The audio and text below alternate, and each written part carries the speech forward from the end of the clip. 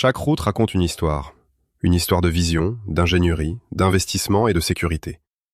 Concevoir, construire, exploiter, entretenir, moderniser, les réseaux routiers comptent parmi les infrastructures les plus complexes à gérer, où chaque décision engage la sécurité, les finances publiques et l'avenir des territoires. Pour répondre à ces défis, El Hassan Ayad, ingénieur conseil indépendant depuis 1985 dans la gestion des infrastructures routières, propose la collection Gestion des réseaux routiers, un parcours complet couvrant tout le cycle de vie des infrastructures. 10 tomes structurent cette collection. Fondamentaux et gouvernance, planification et études de faisabilité, financement, conception géométrique et technique, dimensionnement des chaussées et des structures, assainissement et drainage, exploitation et sécurité routière, base de données et auscultation, maintenance et entretien, innovation et perspectives d'avenir. Chaque tome confronte les pratiques françaises aux standards internationaux. États-Unis, Finlande, Maroc, Afrique du Sud, Japon, Brésil.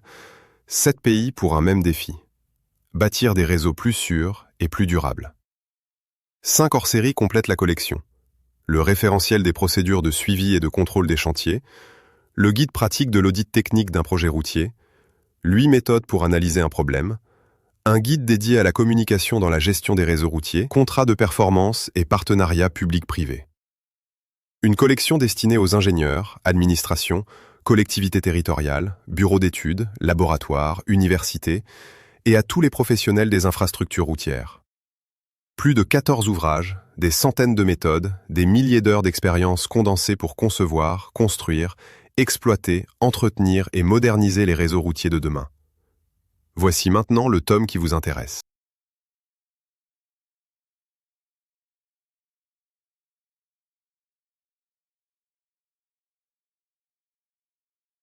Aucun réseau routier au monde ne dispose de budget illimité.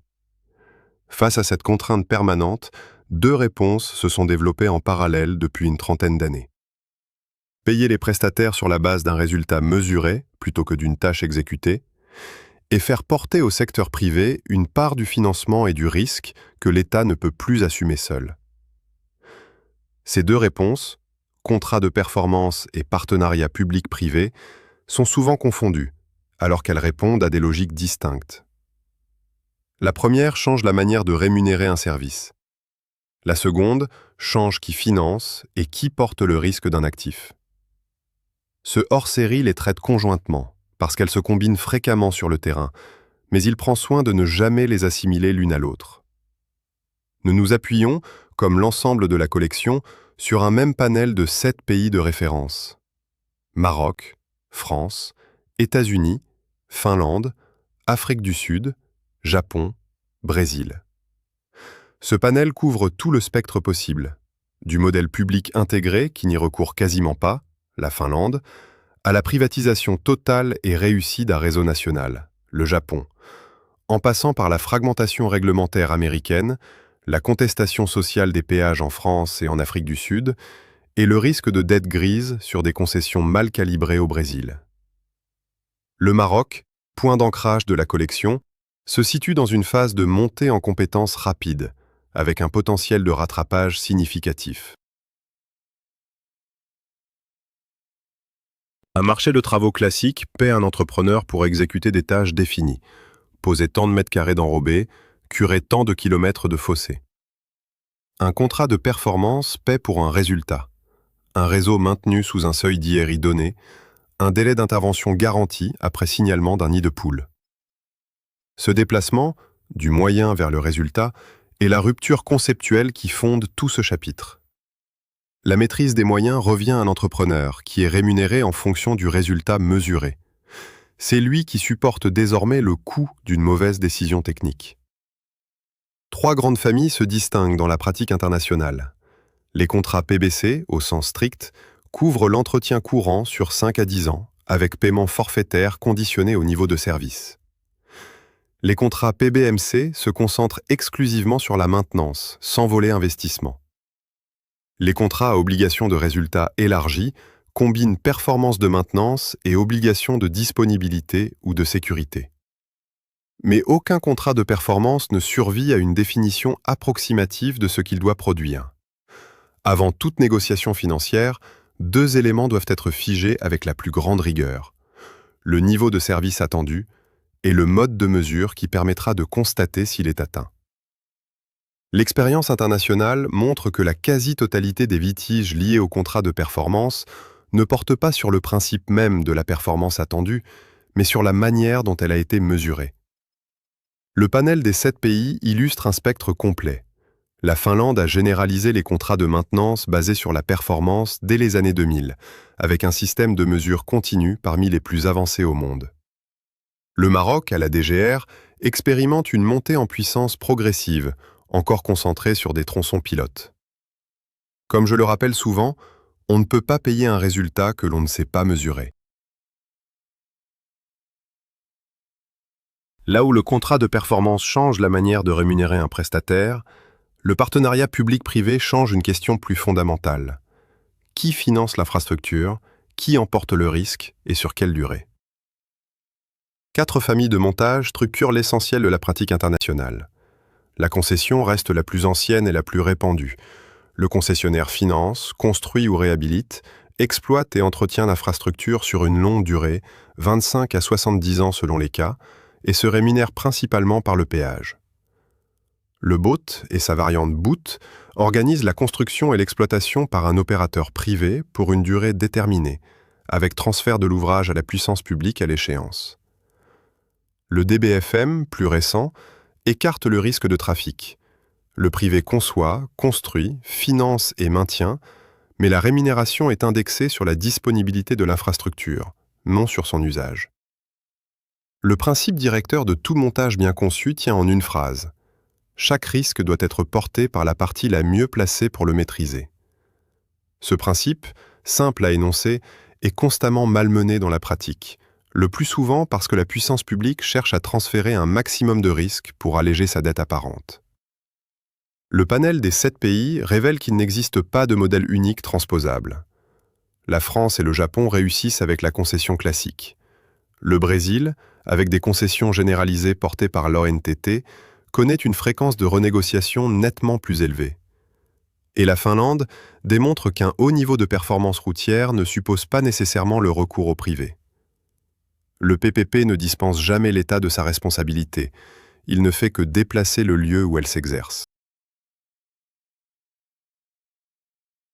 Choisir le bon montage PPP ne suffit pas à garantir sa réussite. Entre l'idée d'un partenariat et sa mise en œuvre effective, s'intercale une procédure longue, technique et juridiquement exigeante. Avant tout lancement de procédure, la question centrale doit être tranchée. Le PPP apporte-t-il, sur ce projet précis, une valeur supérieure à celle d'un financement entièrement public? Le comparateur public-privé répond à cette question en modélisant le coût complet d'un scénario public de référence et en le confrontant au coût actualisé du montage PPP envisagé, incluant la prime de risque transférée. Le dialogue compétitif, procédure privilégiée pour les projets complexes, permet à la puissance publique d'affiner sa définition du besoin au contact des solutions proposées par plusieurs candidats. Un nombre limité de candidats en phase finale, 3 maximum, constitue un équilibre couramment recommandé entre qualité du dialogue et pression concurrentielle réelle. 3 familles de clauses déterminent, plus que toute autre disposition, la robustesse d'un contrat dans la durée. Les clauses de pénalité, suffisamment dissuasives sans fragiliser financièrement l'opérateur. Les clauses de révision, qui organisent l'adaptation du contrat à des circonstances imprévisibles. Et les clauses de résiliation, qui doivent prévoir précisément les conditions de sortie anticipée. Le Brésil illustre le risque d'une procédure de passation trop peu exigeante. La renégociation y devient la norme plutôt que l'exception. Comme je l'écris dans ce chapitre, un contrat PPP n'est jamais aussi solide que sa clause la moins négociée. Un contrat de performance ou un PPP bien conçu peut échouer par simple défaut de pilotage dans la durée. La signature n'est que le point de départ. C'est la constance du suivi, sur 10, 20 ou 30 ans, qui détermine si les engagements initiaux se traduisent réellement en réseau bien entretenu. Le système de mesure défini en amont me vaut que par sa mise en œuvre effective et continue. 3 exigences conditionnent sa fiabilité. La régularité, car une mesure ponctuelle ne dit rien de la trajectoire d'un réseau. L'indépendance, car un système entièrement contrôlé par l'opérateur expose structurellement le maître d'ouvrage à un risque de biais. Et la traçabilité, faute de quoi une mesure perd toute valeur probante en cas de litige. Le pilotage repose sur une architecture de gouvernance. Un comité de suivi conjoint, un reporting standardisé dès la conception du contrat et un mécanisme d'arbitrage défini à la signature et non improvisé au moment du litige. La digitalisation transforme profondément cette discipline. Les bases de données routières constituent le socle technique de tout système de mesure moderne et les tableaux de bord partagés en temps quasi réel réduisent l'asymétrie d'information entre les parties, l'un des facteurs de fragilité les plus fréquemment identifiés dans les contrats mal pilotés. Le Japon, chez Nexco, illustre une digitalisation totale du suivi. Le Maroc, avec Sigeroute, dispose déjà d'une base solide, l'enjeu principal restant l'ouverture progressive de ces données à un audit véritablement indépendant. Piloter un contrat de performance, ce n'est pas attendre la pénalité, c'est l'éviter. Aucun panorama honnête des PPP routiers ne peut se limiter à leur succès. Ce chapitre examine sans complaisance ce qui, dans la pratique internationale, fait échouer un partenariat public-privé, ou le fragilise durablement même lorsqu'il ne s'effondre pas formellement. Le risque financier le plus documenté et le plus politiquement sensible est celui de la dette cachée. Un PPP structuré principalement pour sortir un investissement du bilan public, sans transfert de risque réel au privé, ne fait que déplacer une dette publique vers une forme comptable différente. Le péage reste, dans de nombreux contextes, l'élément le plus sensible politiquement. Une tarification perçue comme excessive ou inéquitable peut déclencher une contestation sociale durable. Le cas des e-tolls de Johannesburg, en Afrique du Sud, constitue l'un des échecs d'acceptabilité sociale les plus documentés du panel. Un système perçu comme opaque a suscité une contestation massive, conduisant à son abandon partiel malgré un investissement déjà engagé. L'analyse croisée des 7 pays permet de dégager 4 conditions récurrentes de réussite.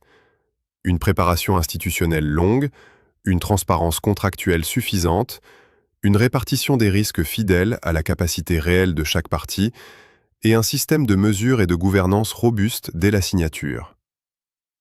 Le PPP le plus risqué n'est pas celui qui affiche le plus de risques transférés, c'est celui dont personne n'a vérifié qu'ils étaient réels.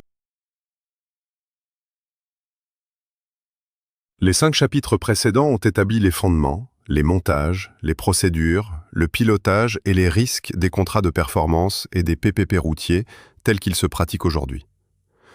Ce dernier chapitre se tourne vers ce qui est en train de changer. La notion de niveau de service s'élargit progressivement au-delà des indicateurs purement structurels pour intégrer des obligations de performance environnementale.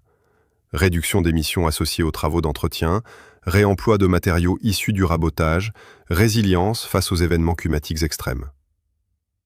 Mais un objectif environnemental non assorti d'un indicateur mesurable reste une déclaration d'intention, non une obligation contractuelle opposable. La tentation du greenwashing contractuel constitue un risque spécifique. Les green bonds permettent de mobiliser des capitaux à des conditions parfois plus favorables, en contrepartie d'engagements vérifiables de performance environnementale, créant un lien direct et vertueux entre rigueur du système de mesure et accès à des financements préférentiels. La digitalisation ouvre une perspective plus radicale encore. Les capteurs IoT installés sur les chaussées permettent une remontée continue de données de performance. Les smart contracts commencent à être expérimentés pour le déclenchement automatique de paiements ou de pénalités. Mais cette automatisation ne dispense jamais des exigences de gouvernance.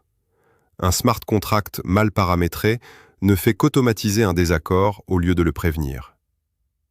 Le Japon et la Finlande sont en tête sur ces innovations, avec un potentiel de rattrapage réel pour le Maroc grâce à la base Sigeroute déjà mobilisable. La technologie ne remplace jamais la confiance contractuelle. Au mieux, elle la rend inutile à négocier en permanence.